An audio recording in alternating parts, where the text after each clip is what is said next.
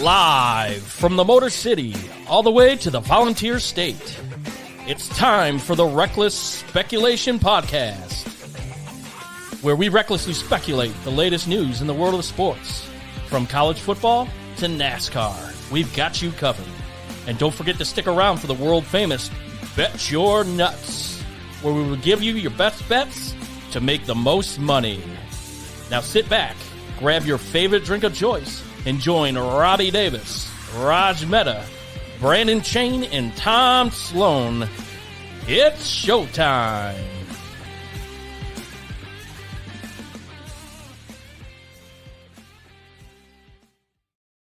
What's happening, everyone? I'm going to start out the show with a bad word. Well, F, man. Couldn't we show a picture of the Coliseum sold out with Reggie Bush was there or something? It looks as sad as it does compared to the Big Ten and SEC stadiums. But good afternoon, evening, morning, whenever you're watching or listening. My name is Raj, and we are the Reckless Speculation Crew podcast. That all sounded lame. You got to bear with me. I'm not 100% here. I'm old, and I effed up my back and hamstrings, and that's what old people do because they do it like sneezing. But that's awesome. But enough about me. I want to introduce our team, if you will. Jeez, I'm saying some cheesy shit. Let me start first with the OG Nashville elitist himself, Mr. Brandon Chain. What's going on, man? It's a hell of an introduction there. Love it. Yeah, you tell me right now, man. I'm not even drinking alcohol. I'm having sour apple ghost, and even my 10-year-old's like, that stuff's poison. I'm like, fuck. Like, just trying to stay awake. Not a lot of sleep lately. Getting old sucks. Next, Detroit's finest, a guy who will always have his Pistons to bring the state of Michigan back down to earth, at least since 2004, Mr. Tom Sloan. Oh, boy. Yeah, and I got a little something to say about those boys in the red, white, and blue. Not too happy with the direction they're going, but yeah. Doctor. But hopefully we can give everybody a reprieve from what's really happening in the world with this debate going on. Come watch us at Reckless Speculation. You'll thank me later. And that was really not a smart move to do that before I introduce our final panelist. But and bringing him up as an attorney, it reminds me that I failed to roadmap our show today.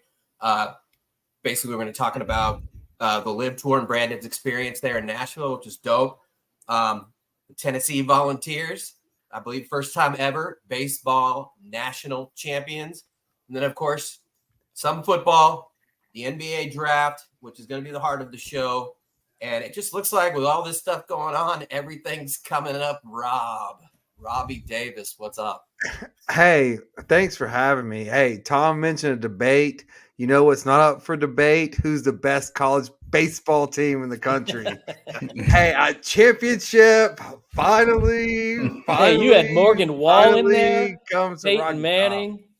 Yeah, you were on center stage the same night that the Florida Panthers win their first. Allison went to the parade without me. I couldn't go. I had work responsibilities, but it was Knoxville showed up.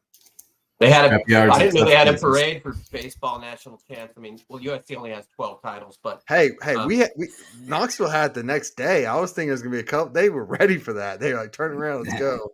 I guess not a lot else going on, but USC is like the Boston Celtics. Basically, coincidence. I can't even fucking think right now, but they won 10 in a row back in the day, and since then they've done shit. But anyways, that's awesome. I didn't know they did that. I'm sure a lot of people showed up. First, like I said, Chain, man, the Live Tour, was it like harems and gold chains and like a typical like Dubai experience, or No, dude, it was world-class golf. It's what you expect just if you go to a PGA event, but it was more fun. I was talking a little bit to Tom pre-show for just the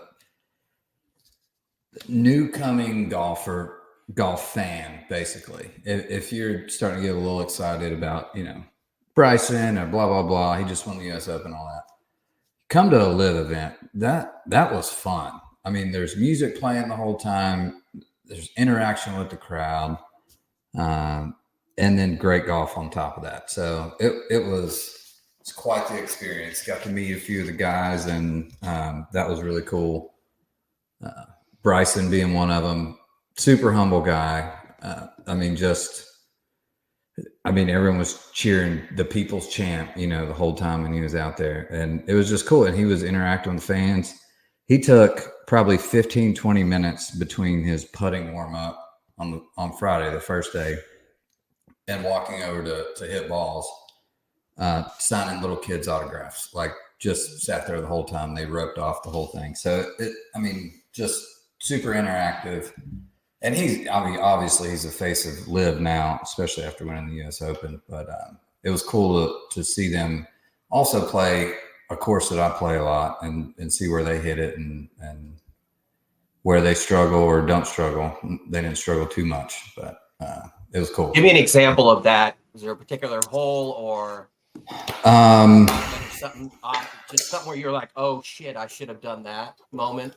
Well, I'll tell you a negative example, actually. On 15, the par 3, that was the birdie shack, like the party hole. They had this huge, like, waste management stadium surrounding, and it was a 130-yard shot.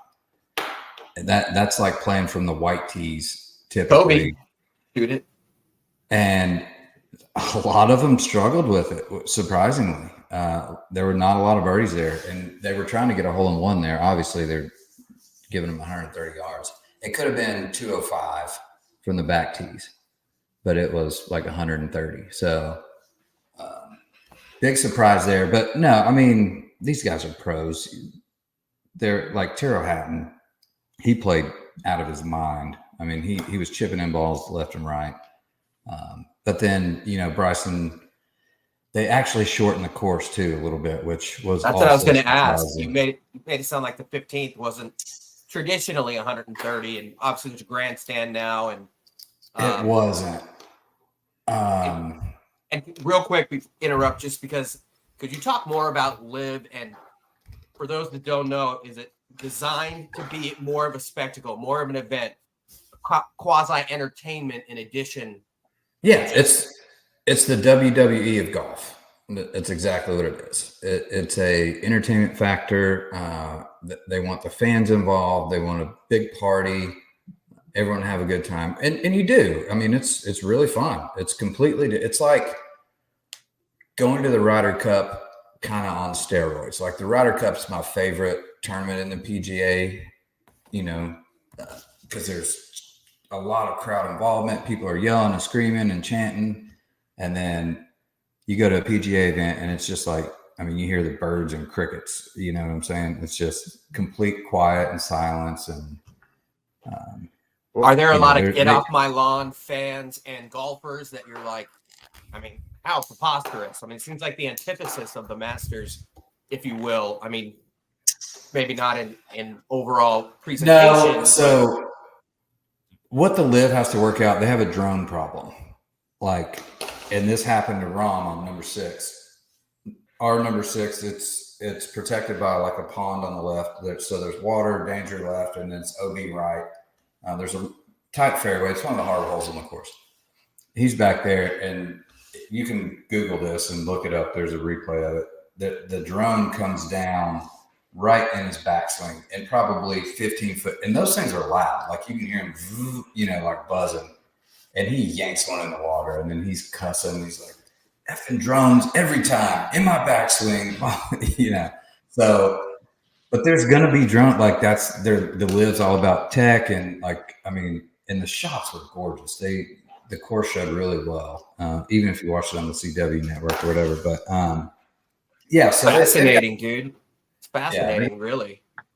But it was a ton of fun. The new age golfer, the young guy. We'll talk about this in basketball, kind of the change in the athlete and what it appeals to the course and to the fans. It really is fascinating. Wait, man. before we move on, I want to ask Brandon this because, Brandon, you and I played golf probably 7 or 8 years ago, and it was the first time like you brought out a speaker and put it in our golf cart. We were playing at Scenic View in Estill, and you put a speaker in there, and I was like, "Wait, isn't this That's taboo?" when I won the green jacket. Yeah, I was like, "Isn't this taboo?" And you're like, "No, it's fine. No one else can hear it." And I'm like, "Oh, this makes so much sense because no one else can hear it." It's like, how did the PGA Tour miss this mark of golf can be fun and entertaining? Like, how'd they miss it? That's what I was looking for. Thank you.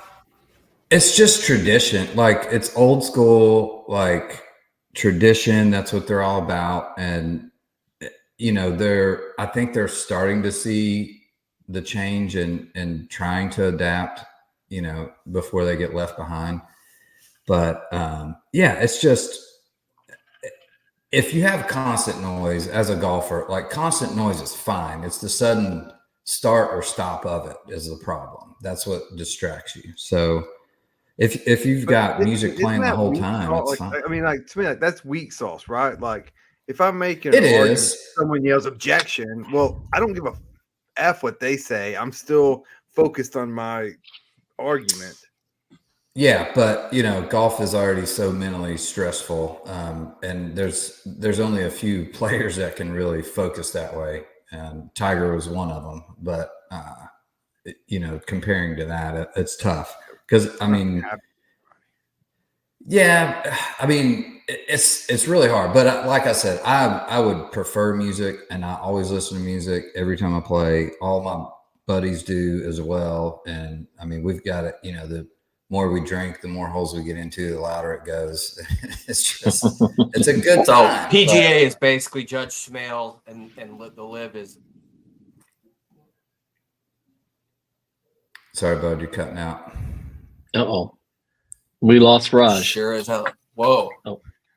Yeah, sorry. Say that again. PGA is basically what? I said the PGA is essentially Judge Schmale, and Live is Al Chervik. It's Rodney Dangerfield, the great.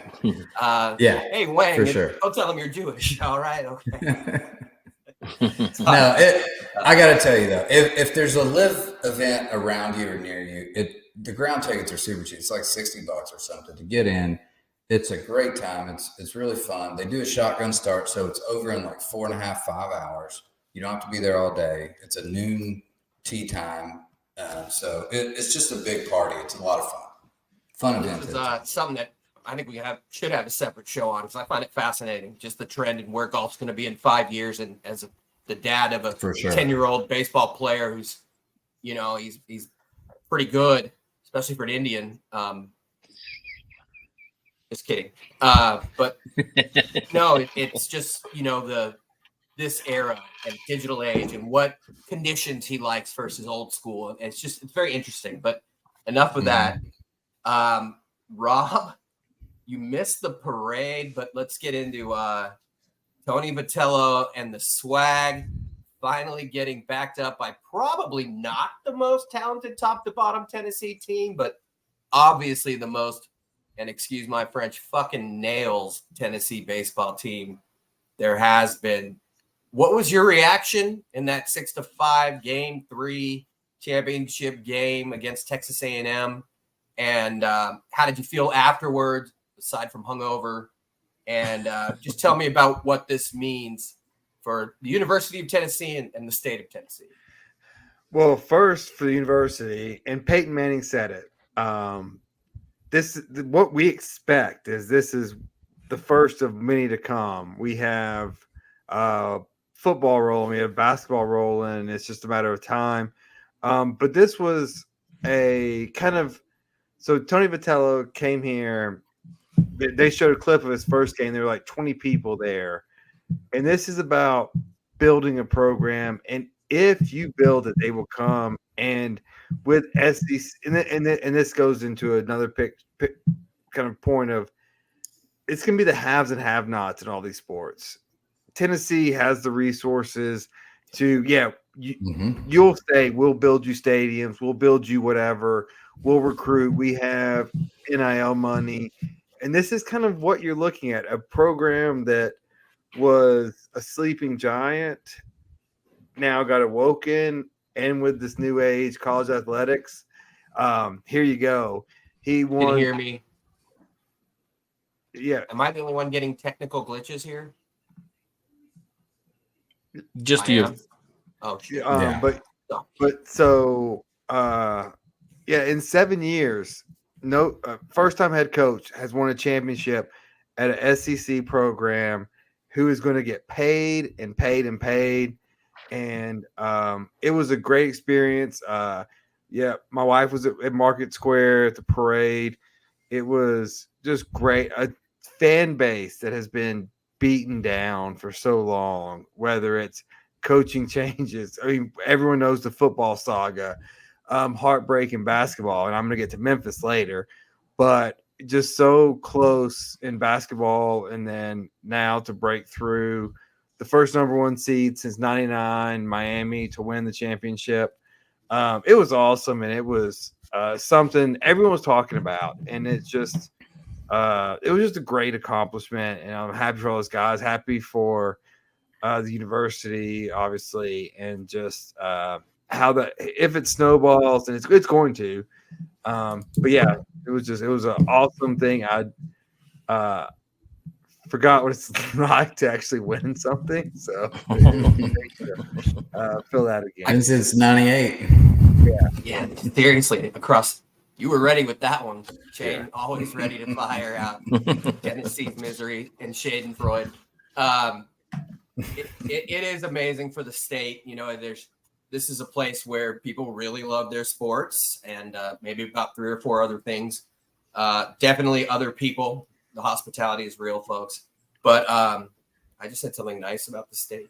But no, Stop the press! Breaking news! Those Wow, meds must be kicking in. He said something nice, period. I know, seriously. As an SC guy, I've always been able to relate to dumpster fires that are Tennessee, most programs. But this is a fan base that just lives and dies. The local economy is tied to the Tennessee sports success. I mean, it's a fact, and I'm sure Rob would agree.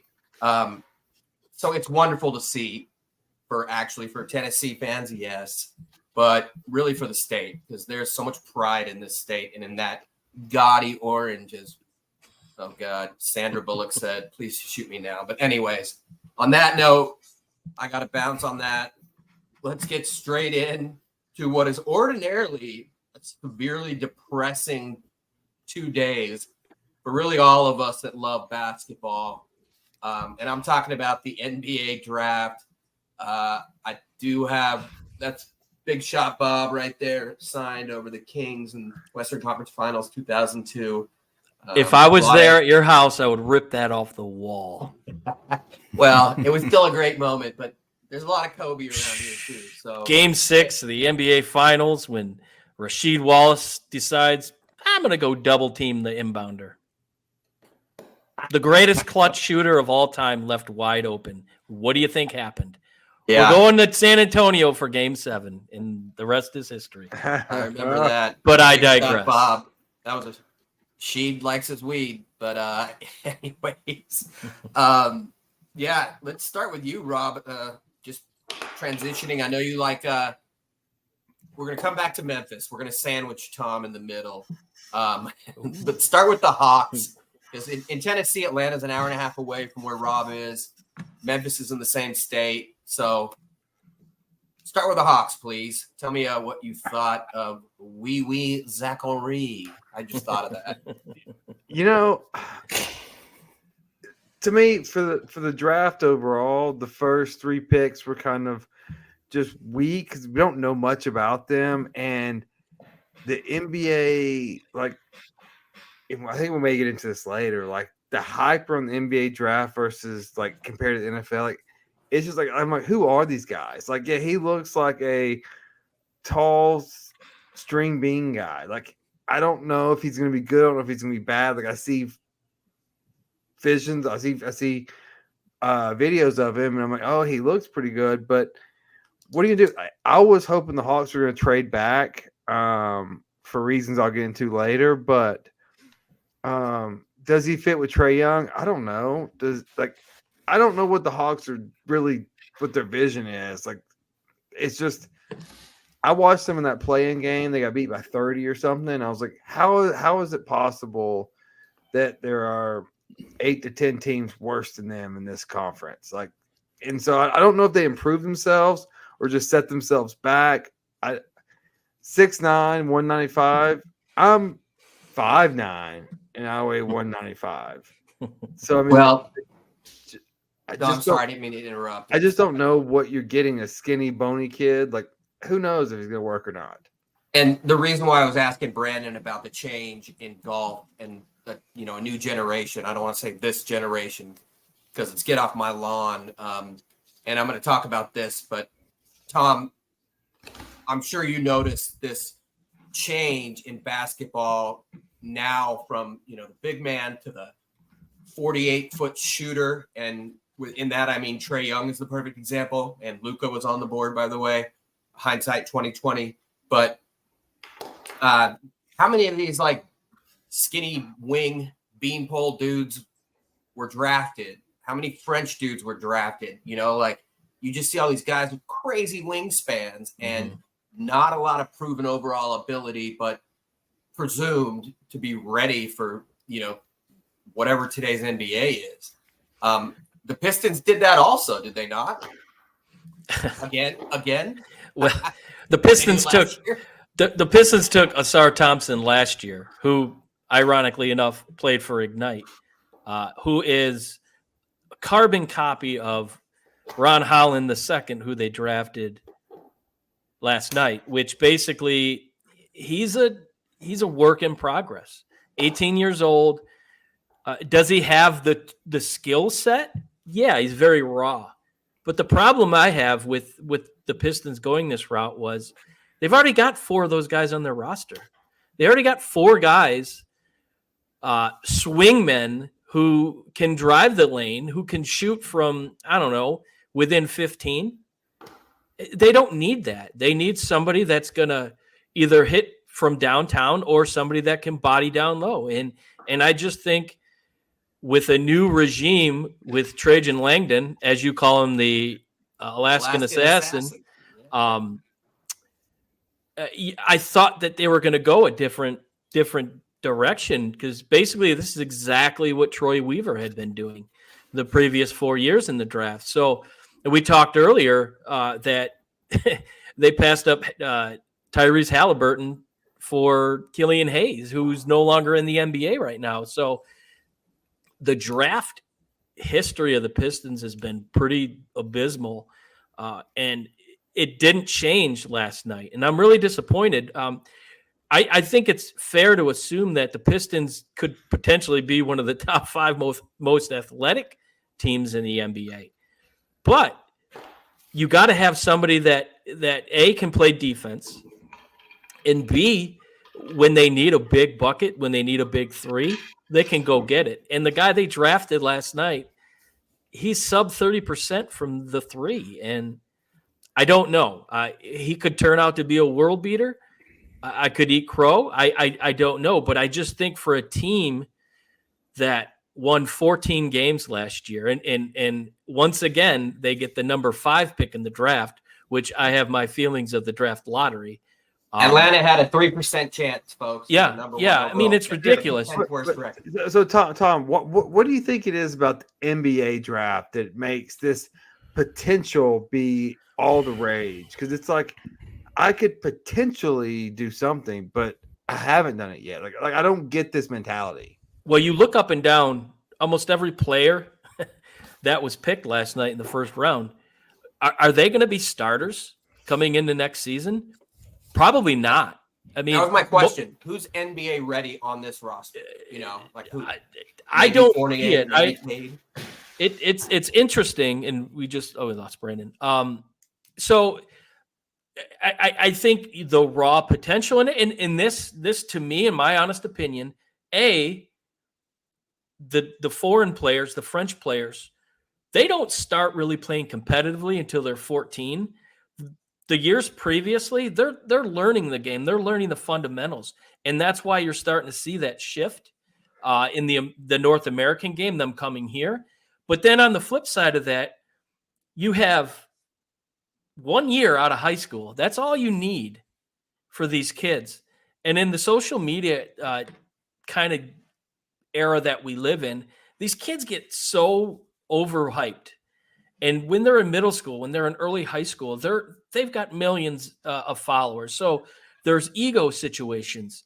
So they really don't have an opportunity to develop beyond the high school game. You see these kids in the Pistons 2 years in a row take someone out of the G League. What Scooter Barnes is really the only G League player that has amounted to anything, and he's going to get a max deal in Toronto here coming up. But it's all about development, and it's all about maturity, and top to bottom, these kids have not kind of made that move toward that.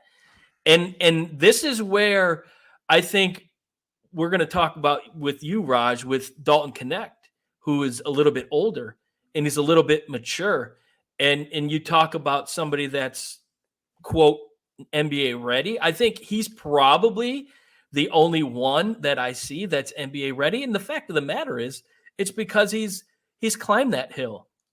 He's been to 3 different places and he's mature. And I think that's really going to come into play. But, bottom line is you got egos and you got kids that think they're better and they're the future. And the reality is they're really not, because reality hits them hard when they get into the league.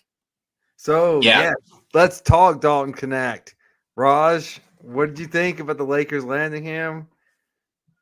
I was stoked. It's we talk about the Alaskan assassin Trajan Langdon, and he was a basketball player from Alaska that never missed, and he went to Duke. So for JJ Redick and a Coach K disciple, and for them to make the need pick, the best available pick, kind of like my Raiders and Brock Bowers, the most talented kid, the most proven commodity, it was very pleasantly surprising. He is a perfect fit for this team. They need somebody that can stretch the defense. They need a wing that can get off his own shot. People that underestimated Dalton Connect, who's the SEC Player of the Year, and there's a lot of people just based upon looks and his story are going to be in for a rude reality or awakening. This is a kid who can, like I said, he's a throwback, really. He's polished. He's a hard worker. Nothing has been given to him in life.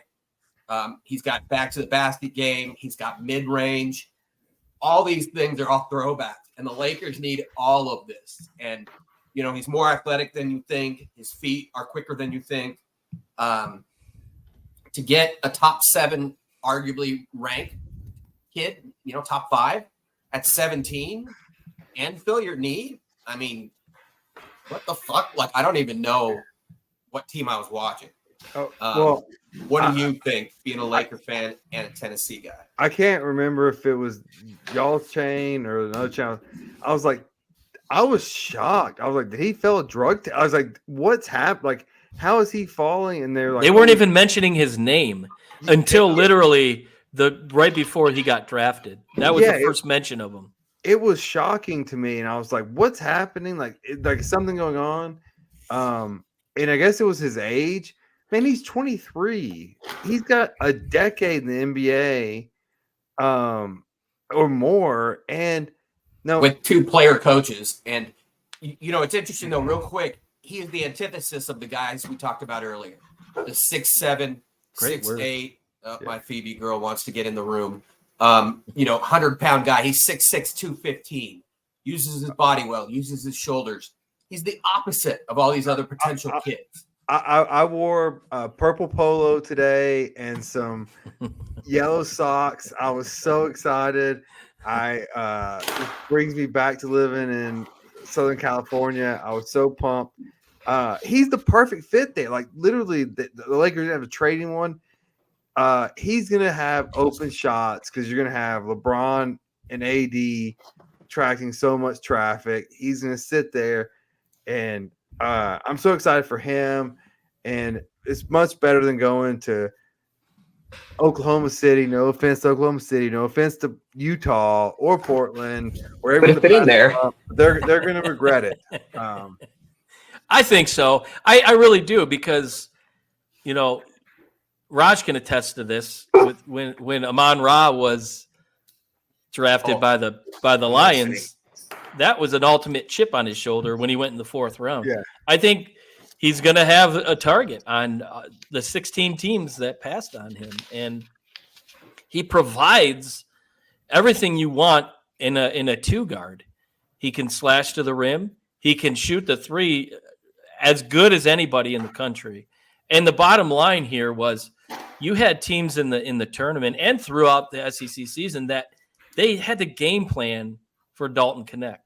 So, and to think, like you said yesterday, he was the SEC Player of the Year. I mean, SEC basketball has been on. He averaged 28 up points and a up. game in a 40-minute game. Right. Yeah. So it boggled my mind. And if we're talking about age at 23 years old, which was the gold standard, 15, 20 years ago, coming out of college, shame on all those other and shame on my Pistons. I thought he was the perfect fit for what they need here in Detroit, and they missed on that. So I think the Lakers are going to definitely benefit big time with him being on the court. LeBron's going to make him into a star. I don't have any reason to think otherwise. It's a perfect fit. And apologies, the host doesn't really get up. But when you have a dog about to bark and wake up a 10-year-old and a wife, you got to get up and let the little bastard in. But anyways, Shane, was this a classic case with Connect falling of judging a book by its cover? And I don't want to get into any racial implications or the sport, but, dude was, 5'8". He was your height. Just kidding. Shane would actually take me out, no problem these days.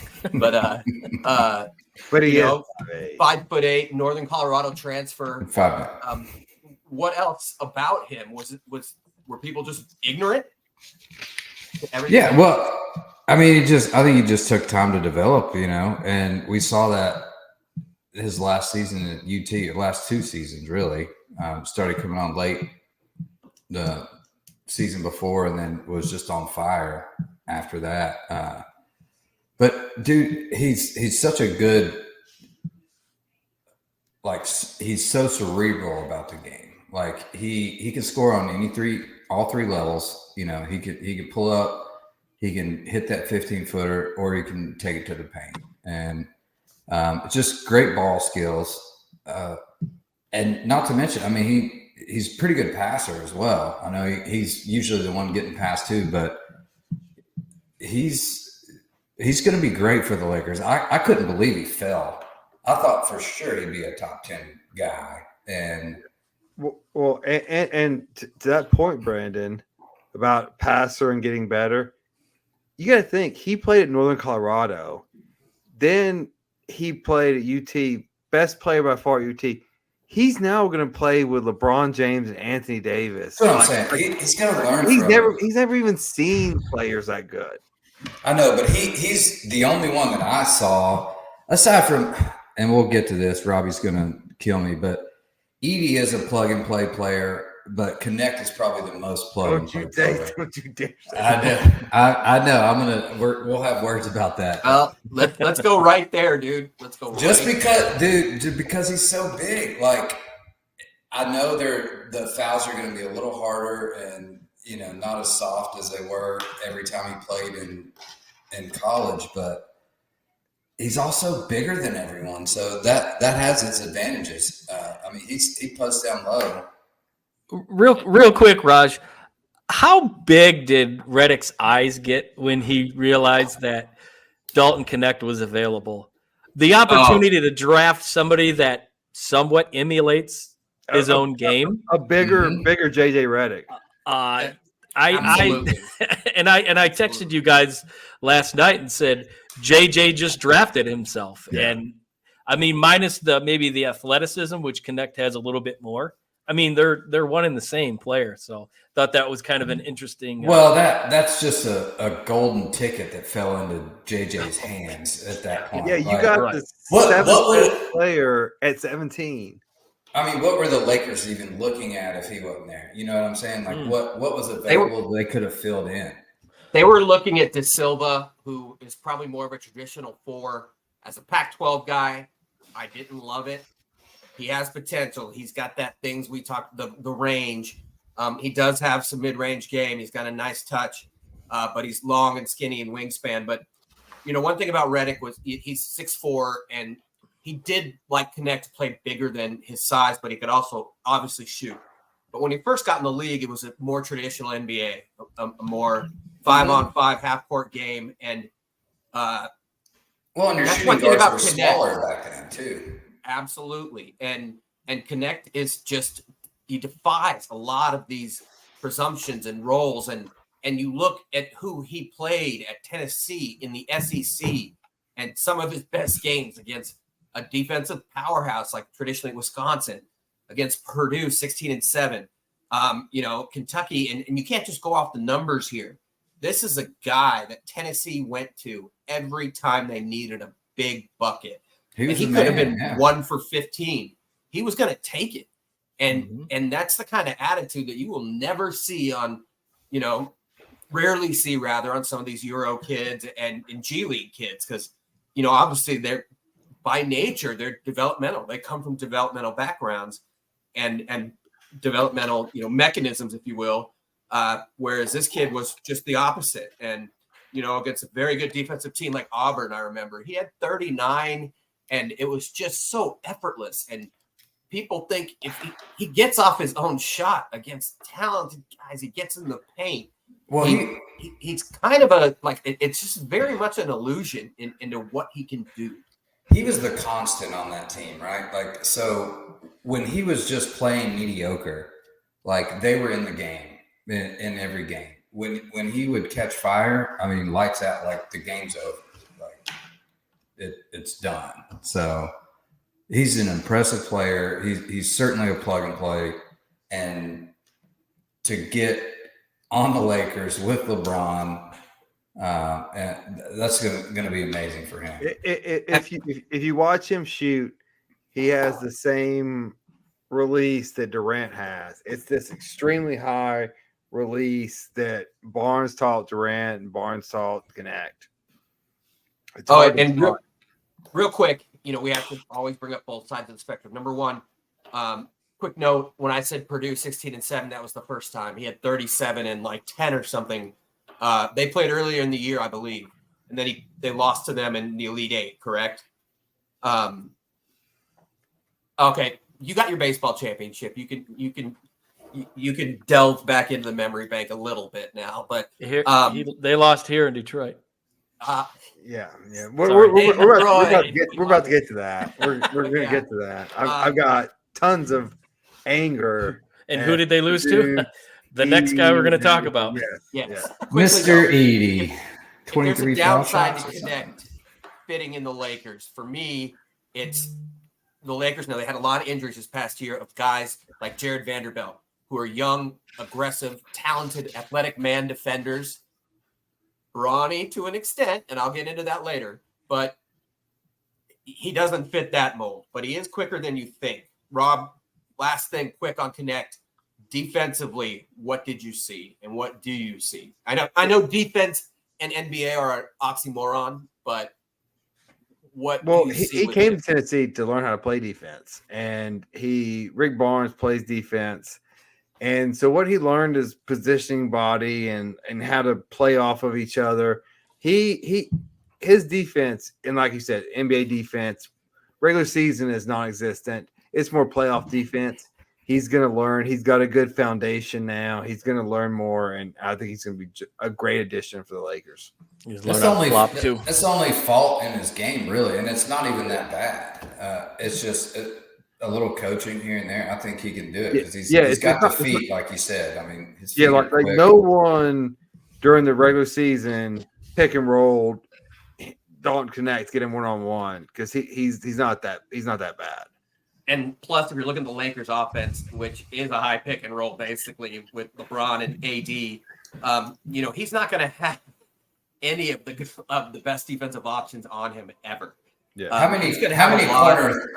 many corner threes is he going to catch and just nail from LeBron out of the paint? He's going to go off, and it's LA, and we're going to love him. We're going to fucking love it. Like, people think, Laker fans at the bottom bowl of Staples or whatever they call crypto now.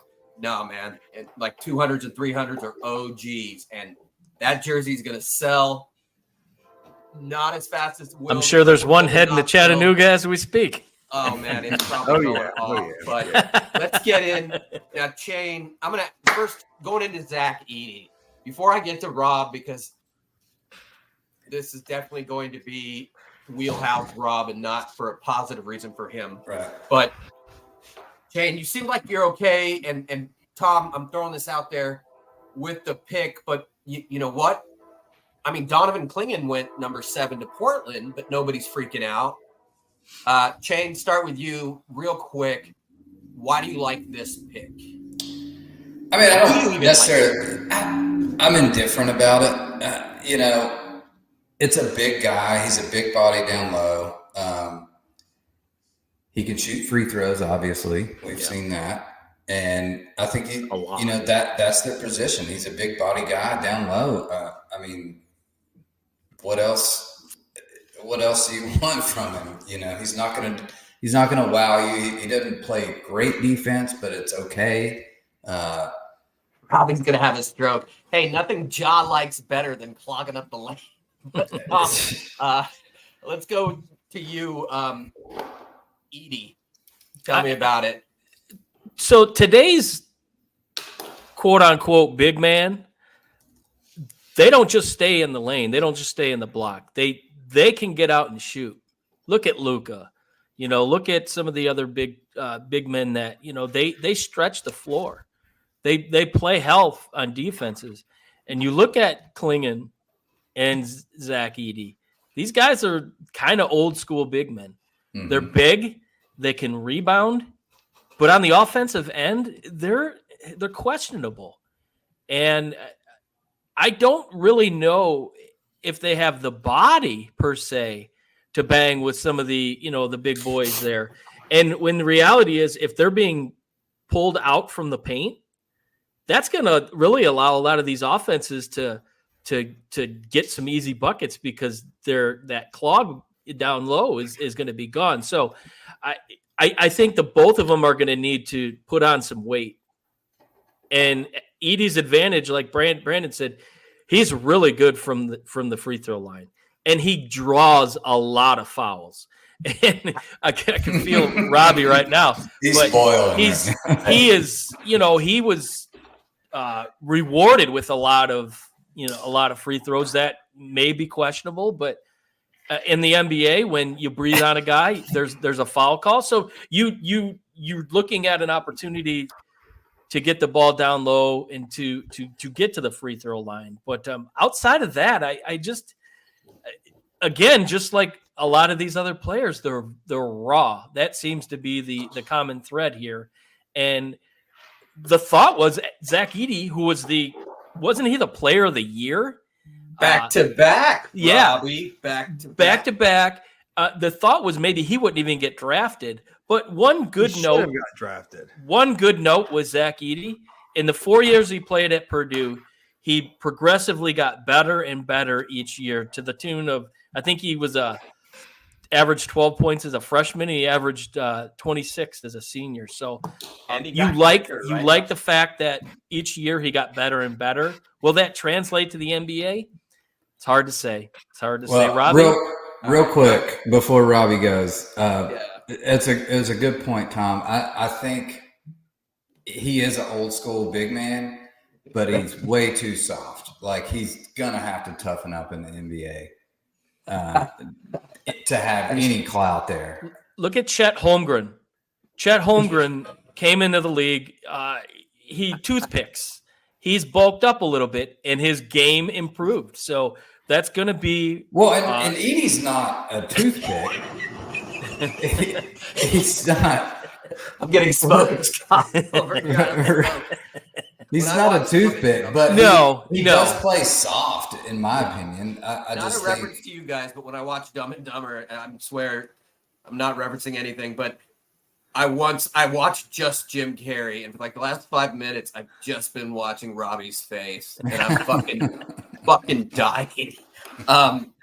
Dude, my feet are back up on the desk. Out, Rob. You're up. Tell us what you think. All right. So here we go. one, It was great.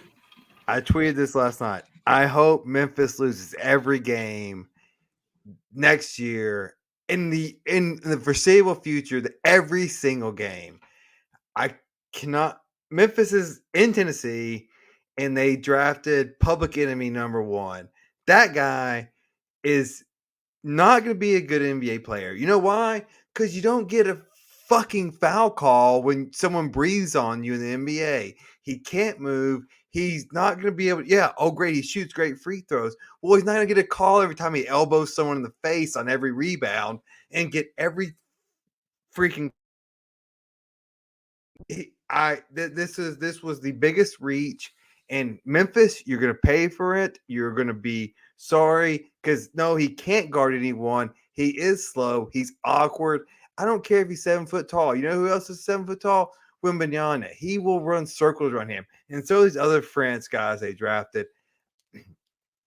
Like Memphis, you had a chance to do the right thing. Draft Dalton Connect. And what'd you do? Draft Trader #1. This guy, I now hope Sister Jean lives longer than Zach Edey. That's how bad this is. It is just a travesty. Again, I used to like Memphis. I was there the other weekend, never going back, kicked out of the state of Tennessee. This is just ridiculous. And no, all of you guys are wrong. He's not going to be good in the pros. He's terrible. And I can't. You know what? I hope he has to pay state income tax. We need Governor Lee to make an exception. Zach Edey has to pay state income tax. That's what I think about this pick and this guy. He said, I hate him so much. I hope he lives longer than, or I hope Sister Jean outlives him. Now that's big because we all know he is not a fan of Sister Jean and her Harry Potter. Yes, it's. Dude, if I could walk it off right now. Last night, I couldn't believe it. Like of all the people, I've never seen you speechless and flustered and so. I mean, you even admit you're like all these France guys versus French. You're a highly educated, excellent attorney who has a huge head, and I hate saying that. And Brandon's right now about to barf, but that shit was fucking great. And that Robbie rant is brought to you by River City Media. Yeah, dude. That's the Robbie rant, and they're spontaneous, folks, and you can tell. Sometimes they're just pure gold. But I need to catch my breath. But all right, let's go real quick. I think we all love the Connect pick. Anyone fire out other favorite pick of the draft? Anyone right now? And then we're going to get into a couple of big time head scratchers. But does anybody have a pick aside from Connect in the first round? We're going to talk about the second. That you were like, oh, hell yeah, like this is a great fit. A lot of people love Stephon Castle, very polished, multi-dimensional point guard going to the young Spurs. Well, I thought the Spurs did very well with both those picks in the first round, as they usually do. I agree, an organization that rarely fucks up. I thought Reed Shepherd was an excellent pick for a Houston team, and his fit in there is going to be very good despite other people thinking they have a number of twos on that team. I like Jared McCain coming out of Duke going to Philadelphia. I think this is a kid that going to play with Joel Embiid. You have two personalities, completely opposite personalities. We'll say this McCain kid's He's got like 2-something million followers on TikTok. He's kind of flamboyant. He's like your boy Caleb Williams. He paints his nails, and he's got a kind of a he don't give an F, dude. Right? Yeah. I mean, will that equate? He's pure. Will that equate to the NBA? I'm not sure, but I like the attitude, and he seemed like a guy that you could root for, and he's going to a tough city, to Philly. He's going to play next to one of the biggest hard-headed individuals in the NBA, and Embiid. So I think that's a pick that you can watch out for. My best fit overall, though, was the rich getting richer, with the Nuggets getting Deron Holmes, who was by far Darren. I was calling him Deron, but I believe that's it. In my boy Dave Miller, season ticket holder to Dayton, would be very pissed at me because I love his game. He's the only Phoenix. Oh yeah, he was traded, was he not? Yeah. But I thought they traded? Wait a minute. All right, I'm getting confused. I thought he was traded to Denver. Ryan Dunn is with Denver. Minnesota getting Rob Dillingham was a great addition. That's amazing. And take off on that, Rob. I thought Denver went at Holmes because he was a perfect athletic fit. They do have Michael Porter Jr., but this is kind of a more of a 4. But Phoenix needs it too. That's for damn sure. I thought he was picked by them, but then a proposed trade to Denver. Whatever it is, and I'll figure it out. I'm sorry, folks. I've been down. I like Holmes a lot. He is the polished version of those kids with potential that weigh 150 pounds. You said a great one there. Tom, did you say that or Chain about the Timberwolves? No, I said Rob Dillingham going to the Timberwolves. Yeah, Sorry. Yeah. Tell me about that, dude. So he was even though Reed Shepherd got the headlines about Kentucky, Reed Shepherd was the consistent person, but Dillingham was the one that when they went nuts, he went nuts. So you add him to a conference final team, that's a great pickup because he can go lights out. He's one of those people that can I wouldn't say Steph Curry style, but he can go 6 in a row just hot. And he was drafted by the Spurs, and the Spurs immediately dealt him. Yeah. I mean, he couldn't be going to a better position right now. Minnesota, like we talked about last week, Minnesota's in the, kind of the driver's seat. They're going to be 2-3 in the West to go to the NBA Finals. They're ready now, and I think Dillingham would have been a huge asset for San Antonio. So intriguing that they moved him the way they did. I was shocked at that too, because I thought that makes great sense. They moved him. I was like, wow. Yeah, that was a trip. Least surprising pick after Bronny, by the way, to me was Baylor Shireman from Creighton to the Creighton. Baylor, to the Celtics. Missoula loves his threes, and this is a quick decision maker, and he kind of fits the Celtic profile. A white guy, if you will. Yeah. And well, Nebraska, not Indiana, but anyways. Let's get into the flip side. We all love people's misery. Who fucked it up the worst? Brandon, let's go with you. Who fucking was like, oh my God, we're taking Memphis out. If you think Memphis, who was just like, what the fuck are you doing? Yeah, I got nothing of it outside of Memphis, right? I'm not a big NBA guy, so that's all I got. The whole Edey pick there was a fiasco, apparently. Which says a lot for a guy that, this is a different NBA, and you're talking about it being pretty obvious of a guy that, although he can change a game, it was a reach at that point, and that's just they just grabbed him because of his size, right? And it's like, I feel like when the NBA gets to after the lottery, it's like, you're flipping a coin on most of these guys. There's going to be a handful that actually produce. Most of them are going to end up in G League or playing overseas. I mean, that's just the reality of it. But I mean, why not take a chance on a big guy? But I still think, Edey he got a lot of foul calls. He's a good free throw shooter. That's about it right now. Again, how he fits at Memphis, nobody knows really. But Sorry, Tom, what about you? I mean, who fucked up the most? Y'all say something about Memphis, how much they suck and they should be exiled. Did I hear something about that? No, nothing about that. You should move them to Mississippi. I'm really gonna stick with my home team Pistons. They kept on the trajectory that they had been going, which is not in the direction that me as a fan wanted. As you could see in my my line there, bring back the bad boy era NBA. They draft another player that they already have. And, are there any coach rumors? Who's going to be the coach? Bodega, I think his name is, the assistant at New Orleans, who has a relationship with Trajan Langdon. So he seems to be the right fit. They brought in. Seems like that'll work. They brought in a guy named Vincent, I believe his last name is, he's a shooting coach.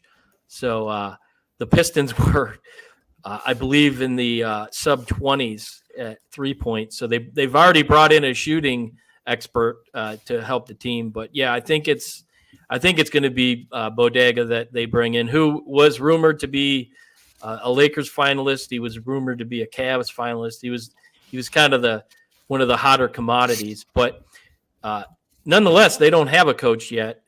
So what are they going to do? They're sitting there with roughly $70 million in cap space, and let's not kid ourselves. Nobody is coming here in free agency other than to get an absolute payday. And I don't even think you're going to get mid-tier guys that want to do that. And are the Pistons willing to give up the house for a mid-tier player? I've heard Tobias Harris, who's already kicked the can here in Detroit. So that's that's a guy that doesn't excite me. So the bottom line is you're going to have to overpay, one, and number two, you're going to have to come up with some sort of trade package to get players in here. You might be overpaying for a guy on the last year of his contract, but they need to get help. And like I said earlier, they have a lot of talent and they're athletic as all get up. But that doesn't do you any good if you can't put it together. And I think if you look at Boston's situation, Boston was kind of in the same boat until they brought Joe Mazzulla in, who taught them how to play defense. Kind of was that missing piece that they didn't have. And the rest is history. Now the 18th NBA championship. So I'm a biased fan, but I'm very transparent, and I'll call it like it is. The Pistons, I loved. The bad boys, the going to work era, those are huge memories in my life, and I miss them big time. And I don't see it coming next year, the year after that, anytime soon. I could be retired before they get back to prominence. And newsflash, I don't think I'm ever going to retire. So I'm going to say real quick, I'm going to throw out some numbers. 36, 29, 34, 32. Those are the ages of the Milwaukee Bucks, the majority of their starting lineup. They are a win-now team. Their point guard is Damian Lillard, who is 34. They died in the NBA playoffs because half their team died. They selected A.J. Johnson from the NBL, which is the National Basketball League in Australia.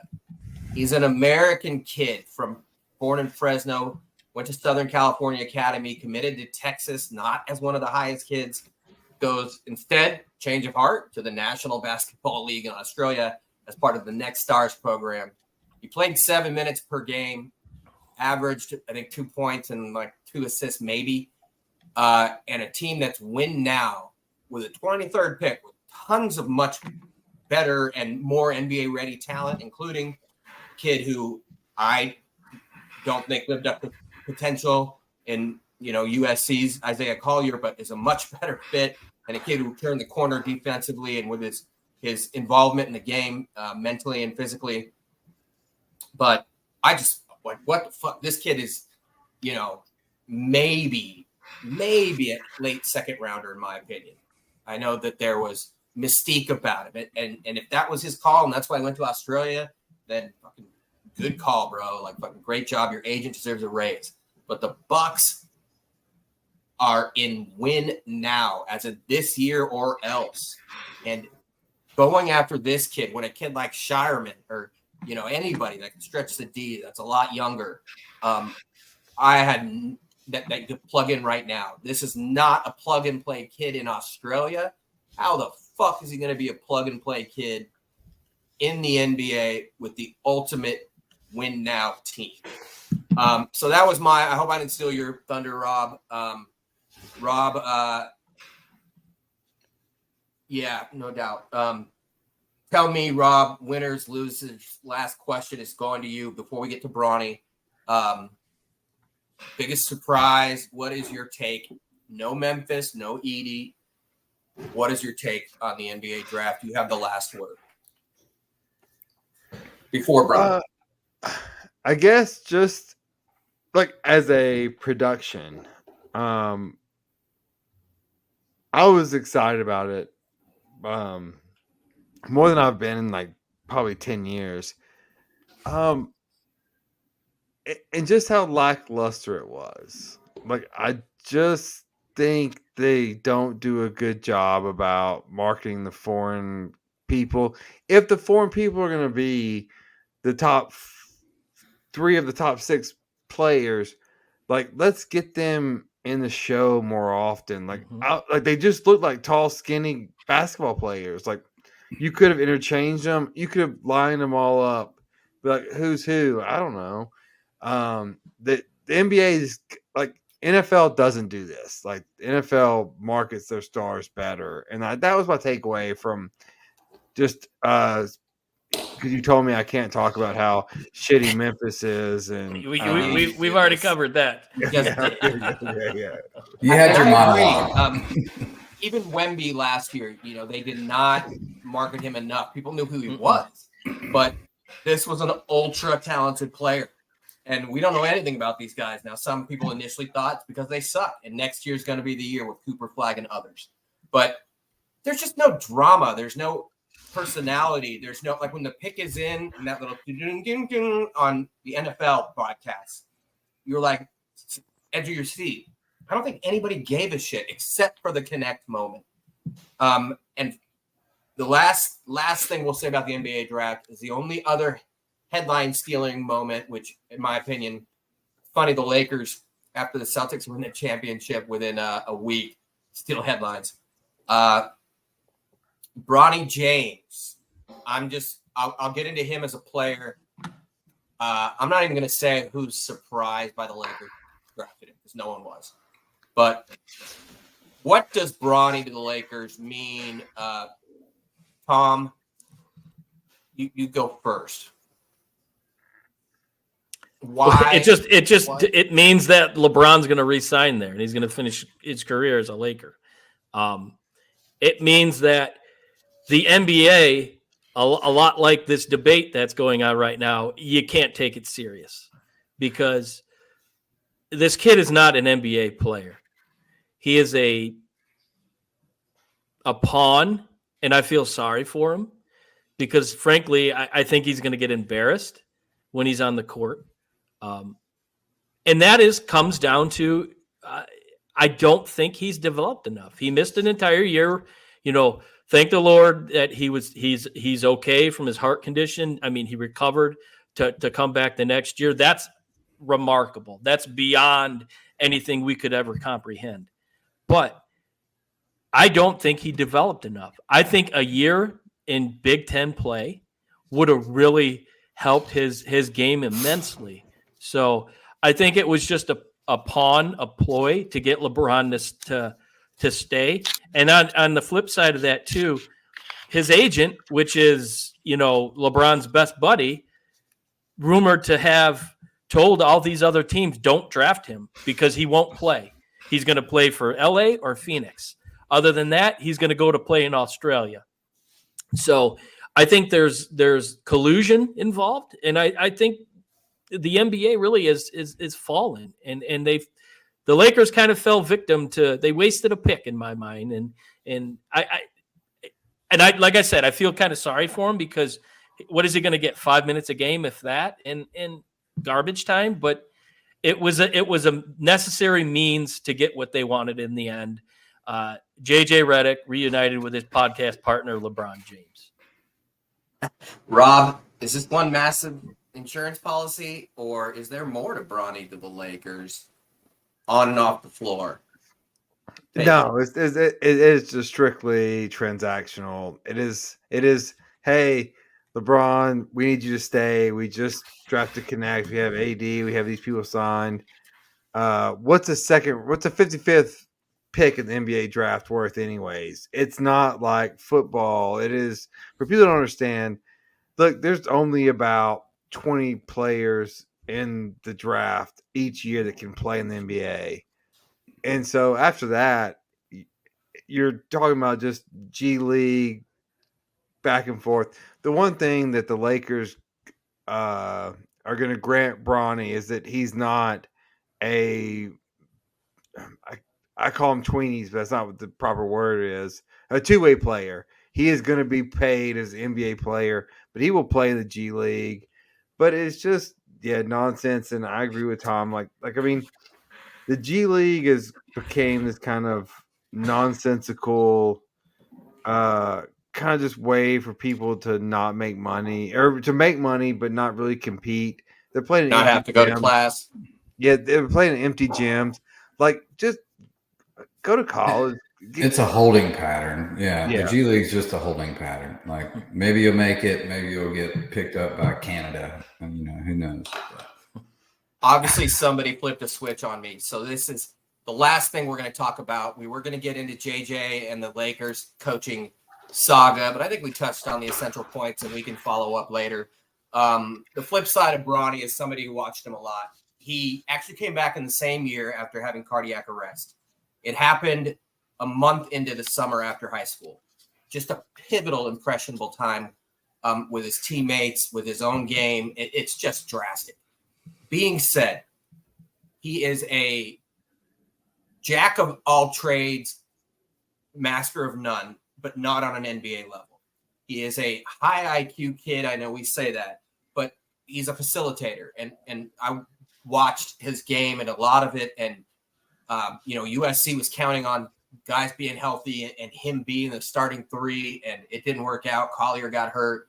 Boogie got hurt. But he really, before that, they were so excited. And he's a guy that is an excellent man defender. You can see some of the glimpses of LeBron in like the chase down blocks and things. But, he's a mini version. Bron was a brute when he got into the league. He wasn't polished, but, he could fool everyone because he was just a man versus boys. And this is a boy playing in a man's league. And is there potential? Yeah, sure. He's got the best player coach alive right now. And, a great team around him. He can, inject life. It's the Lakers. So there's kind of a letdown that we always go through that, cheering for a dude from Northern Colorado and Tennessee. And then for LeBron's kid, just hit a three off the bench and we lose it. So it could be an injection. He does have potential. He's got a body, but he's just not. It's unfortunate because he'll always, I agree with Tom, be compared inevitably. We all know this. And I think he handles this amazingly well. He handles his 8 million followers on Instagram well. He's handled the spotlight since he was 10 well, and big ups to his dad. But this is going to be a situation that eventually he is forgotten, or some sort of script is written in Hollywood where we just kind of don't say, oh, that's a fucking bust. Fuck this kid. Excuse my language. So, yeah, there's a chance, but I don't think it's going to end well. And that's all we're going to say about basketball, and that's all I'm going to say. We are now getting to quickly our last topic, which pays the bills, and I'm not going to say shit. We're just going to touch on Power rankings, the NFL pre-camp power rankings. And there's different versions of this from NFL.com, ESPN.com. We kind of know who's already up there. I'm going to start with you, Chain, producer extraordinaire and contributor Tomas steps it up once again. Chain, which teams are too high or too low? And do you agree with the top 5? Well, I can answer all of those questions in a couple words here. Dallas Cowboys, too high, in my opinion. They're in the top 5, so top 5 is wrong. I would flop them with the Texans. I would put Texans up there in the top 5 over the Cowboys. Whoa. Cowboys are 16 right here. I said I wouldn't talk more, but I'm not going to say anything. Well, it depends on what site you're looking at. I'm looking at PFF. So yeah, this is PFT, Pro Football Talk. Tom, same question. Too high, according to PFT here that we're looking at. I think it's the Bengals. I think the Bengals at number 8.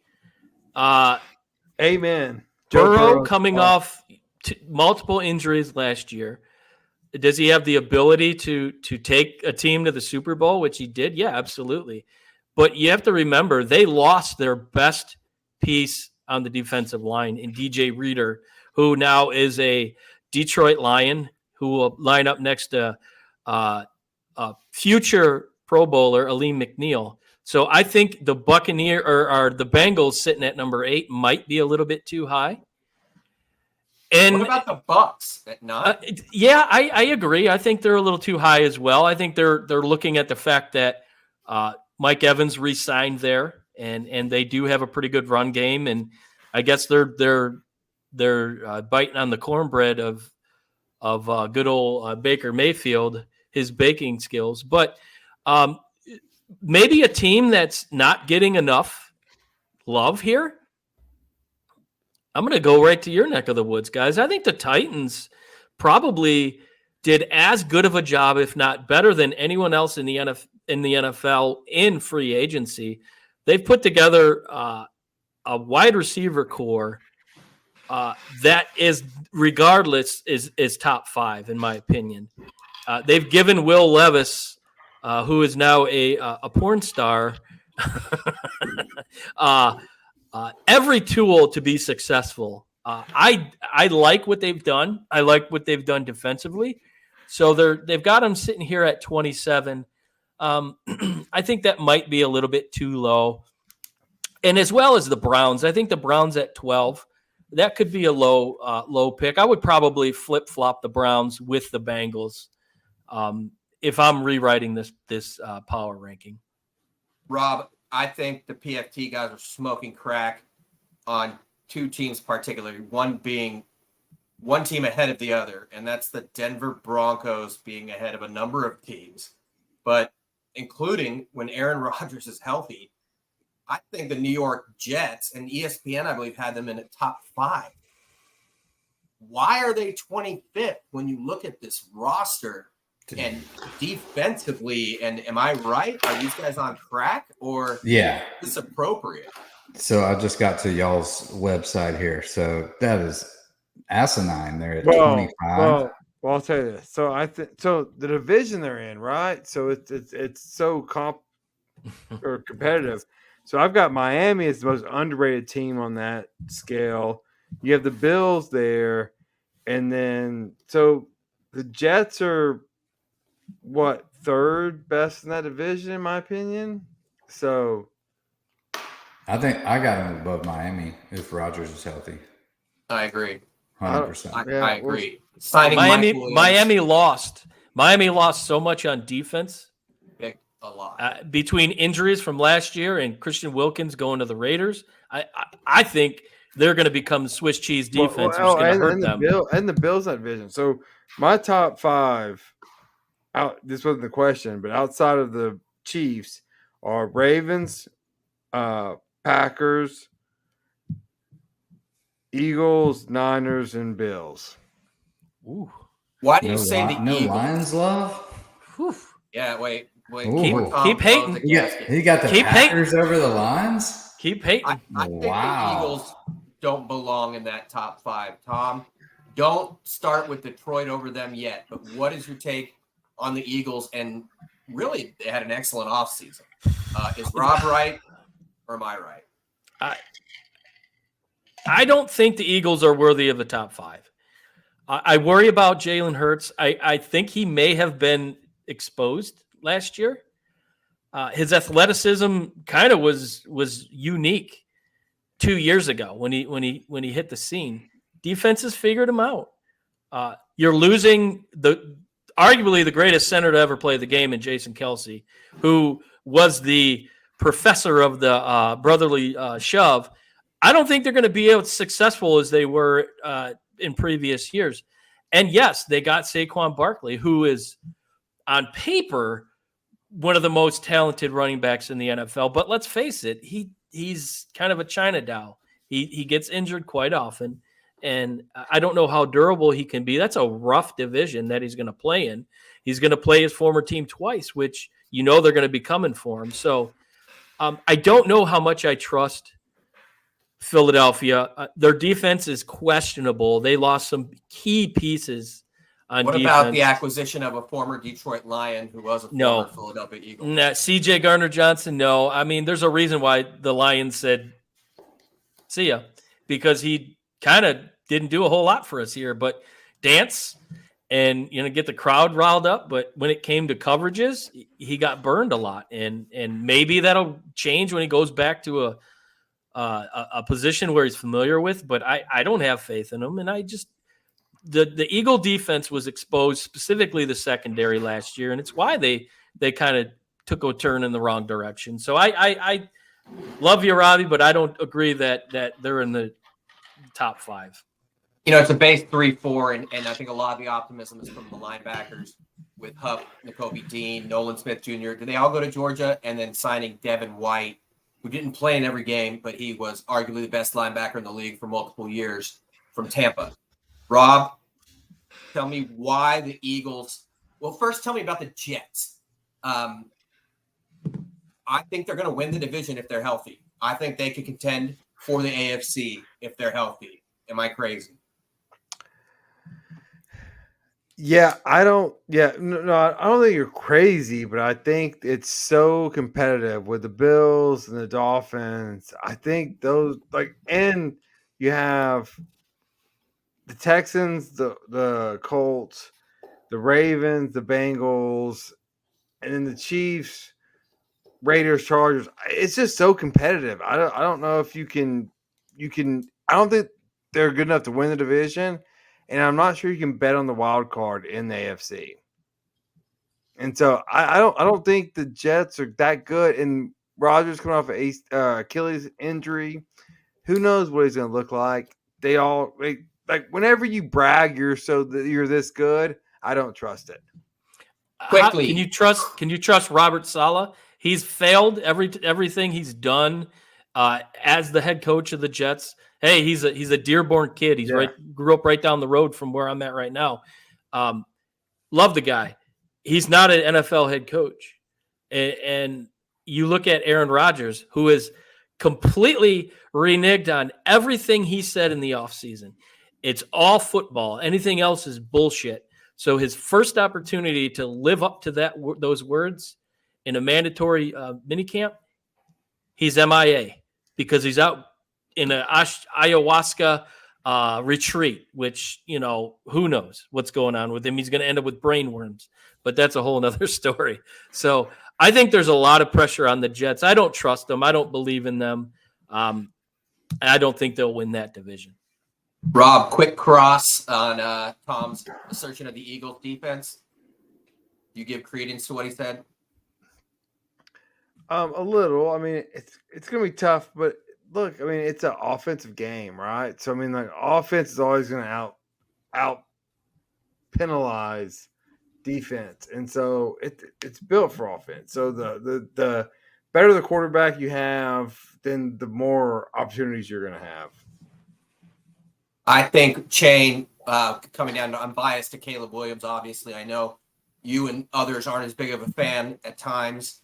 The Bears at 17, a team that just completely revamped their offense and already had a good defense. I think the Bears are going to be better, especially in that division. Am I right? Or is this exactly where they should be? Oh, they'll definitely be better. I mean, you can't get too much worse. They have them at 17 here behind the Chargers, Steelers. Better than 17.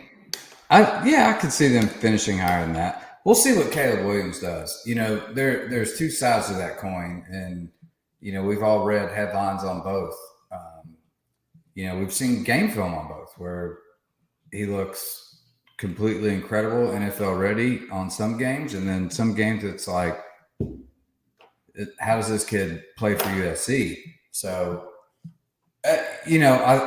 we'll see. We'll see where that goes. It's just like any other high-profile prospect coming into the NFL as a quarterback. I mean, maybe 40% of them prevail. So, we'll see. Tom, I'm going to ask you before we finish.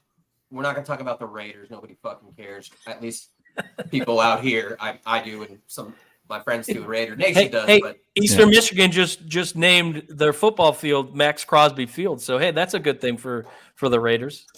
In Christian Wilkins, man.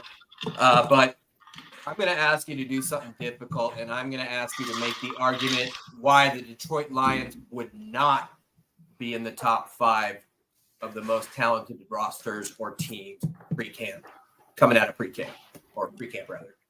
I think this really is an easy answer. It is Jared Goff. Jared Goff does not get the recognition that he should get.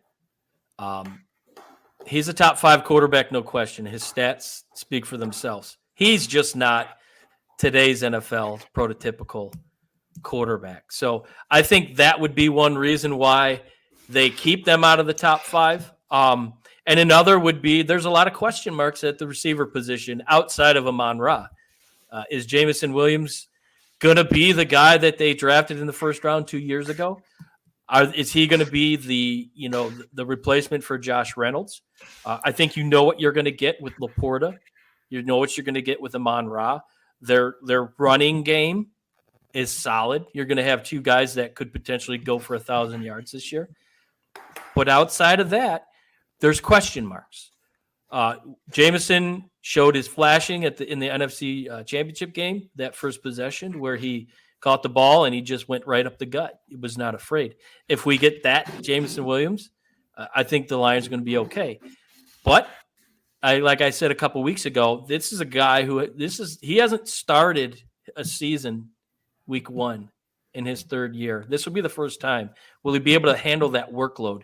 Will he be able to handle that pressure of being kind of the guy? He's going to be the outside guy. He's going to be the Tyreek Hill-esque type of receiver. So is that head on his shoulders worthy of that? So I think the question mark of the receiver room will be probably the biggest reason why I could see somebody not keeping them out of the top 5. I agree. And aside from that, intangibles, things like the turnover margin and winning close late games and the health of Jared Goff all went in their favor, knock on wood, last year. Mm-hmm. The surprise factor did. The pull for the underdog factor was definitely in effect. I mean, I was one of them. That's a lot of stuff that has to go right. Mm-hmm. So that's kind of the thing that I would say, but you can't really you can't take that to court. And then final transition, we're going to talk about the Tennessee Titans, but the last thing is on the Lions, who's their backup quarterback, Rob or Tom? Former University of Tennessee star, is it not? Yeah, it's right now it's a crapshoot. I think going into camp it'll be Sudfeld. You think it'll be Sudfeld.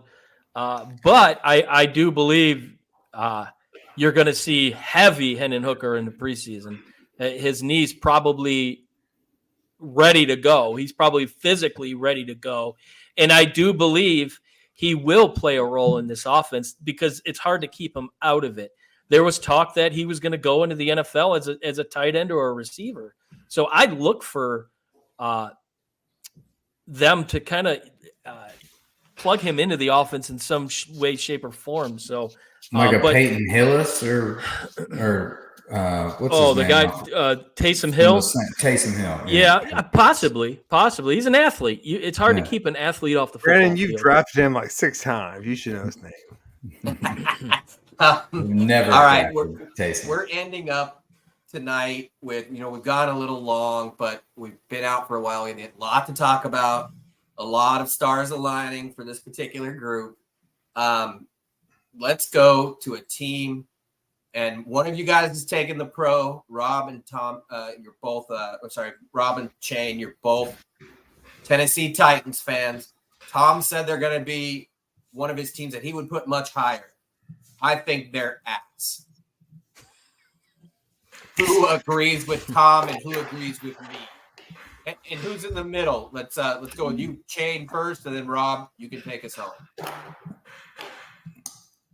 I don't necessarily disagree with you, but I'm as a fan, I'm hopeful. Why?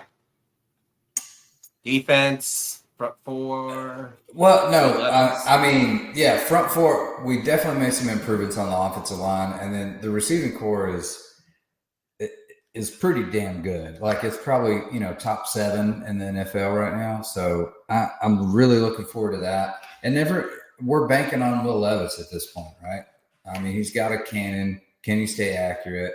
Can he take the pressure in the pocket? So we'll see. The OL is an impressive turnaround, at least on paper. For sure. And that was always our problem the last 2 years. So I'm really looking forward to that. I'm just going to be humble here and say we're probably within 3 spots of where we need to be. Wow. All right, Rob. Take it home. The Tennessee Titans. Right. Yeah, imagine spending $600 on a Lego set. And they come in individual boxes, right? And so you're supposed to take one at a time and figure it out. Well, the Titans, they got this $600 Lego set and they cut them all open and they dumped them all out at once. That's what they've done. So we're trying to improve the offensive line. We're trying to make wide receiver. We're trying to improve the quarterback. They don't know what the hell they're doing because they opened up all the boxes at once. Did they lose the instructions too? Yeah, the instructions be damned. That's the Tennessee Titans. All they have is a final picture. Yeah. They're the Lego people that just didn't follow the instructions from the get-go. And now they're, you know what? Hey, it's okay. We got taxpayers behind us spending $2 billion on a new stadium. We'll be cool. That's... And wait till I get my final thoughts on the Grizzlies. Oh, no. America, there's more? You can see how the wheels do turn and how the gears work. And it's kind of frightening, kind of hilarious, kind of, I don't want to say brilliant because Shane will reach through and kill me. But Shane knows how your brain works better than anyone. And it just amazes me sometimes. Let's go straight from there. There's not a hell of a lot going on, but we are famous. I have a buddy of mine who always is bet your nuts, and he has a T-shirt that actually is very similar, and we may have to sue him, by the way.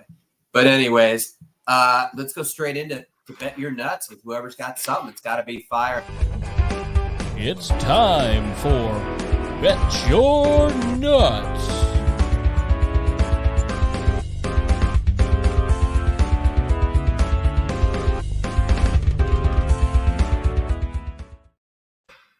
Like I said, it's a really slow week overall. You got whoever's got one, fucking take it home and take us into final words as well. I am done.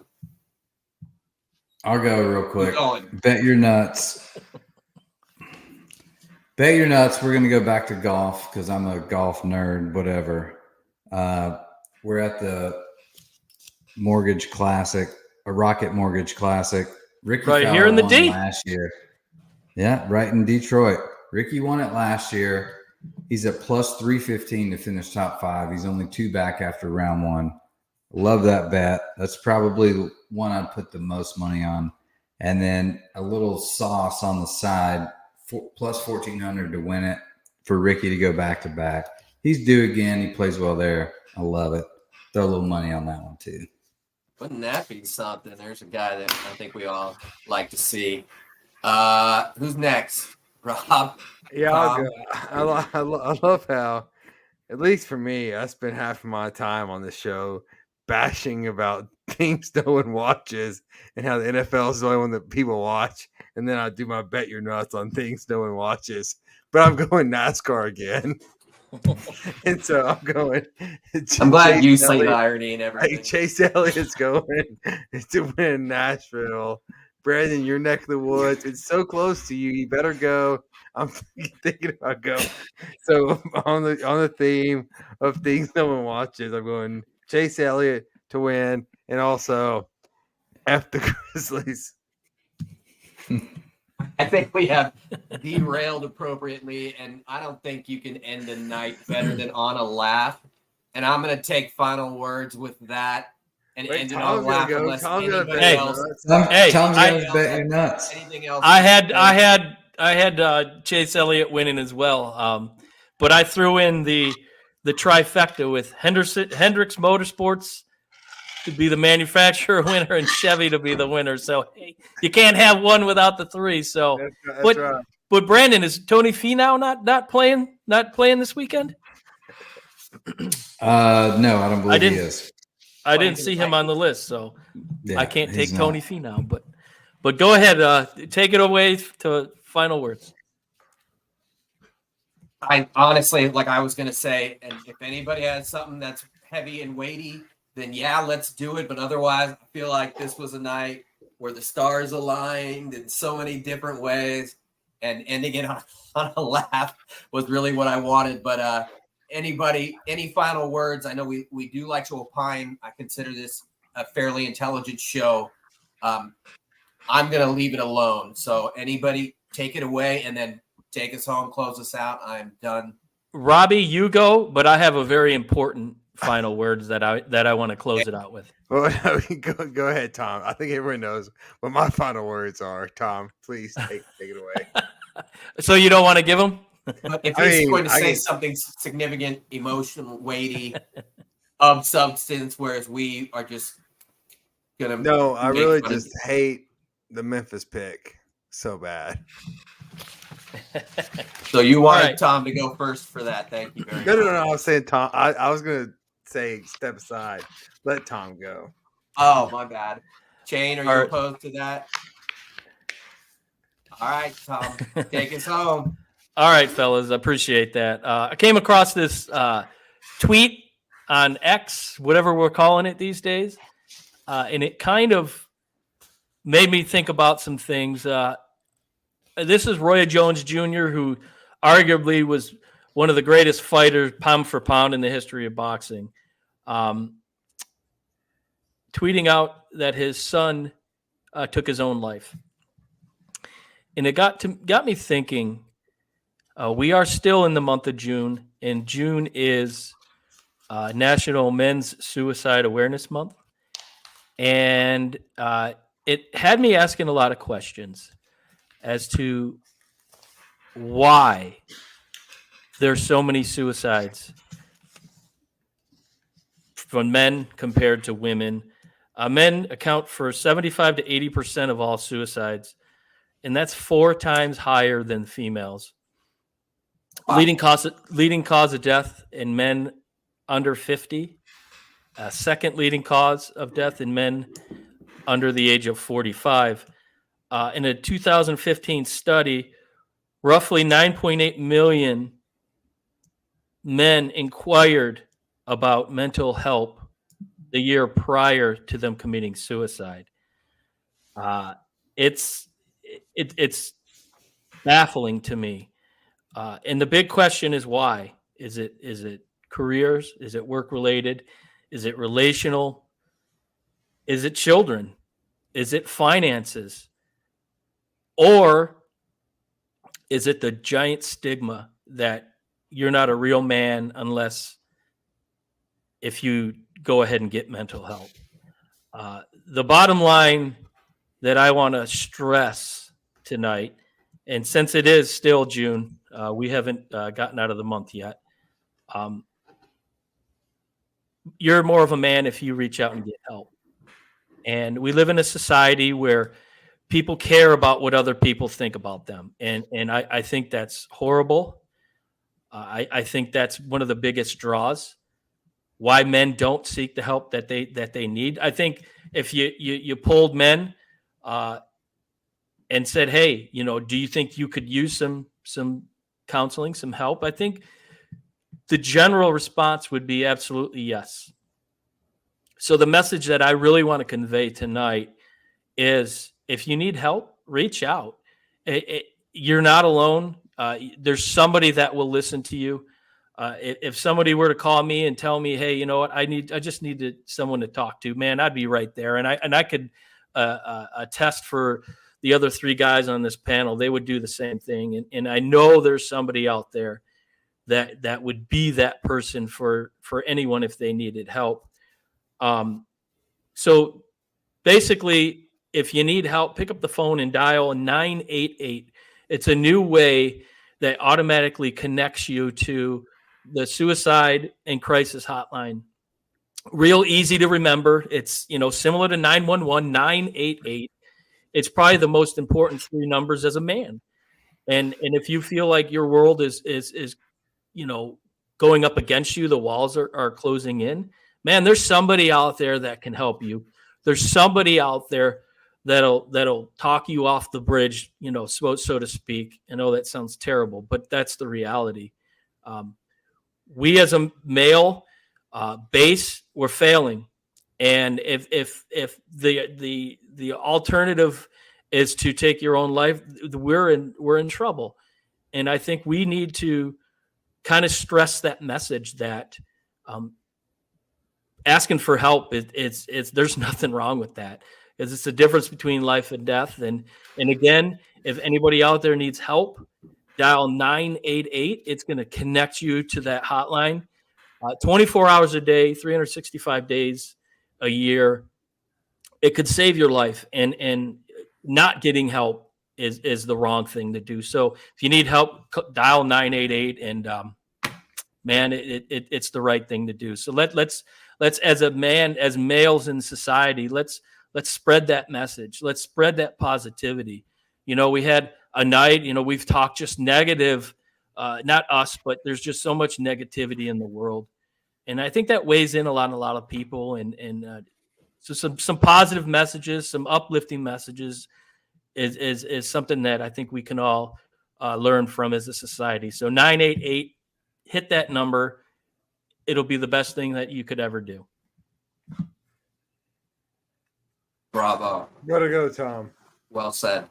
For myself, for Brandon Chain, for Robbie Davis, and Tom Sloan, this is Reckless Speculation. Have a great night and a great rest of the week. See you guys. Thanks for listening to another episode of Reckless Speculation. Don't forget to follow us on Facebook, Twitter, TikTok, and YouTube, searching Reckless Speculation. Catch us on Apple Podcasts, Spotify, or wherever you get your podcasts. We look forward to catching you right here next week with another exciting episode of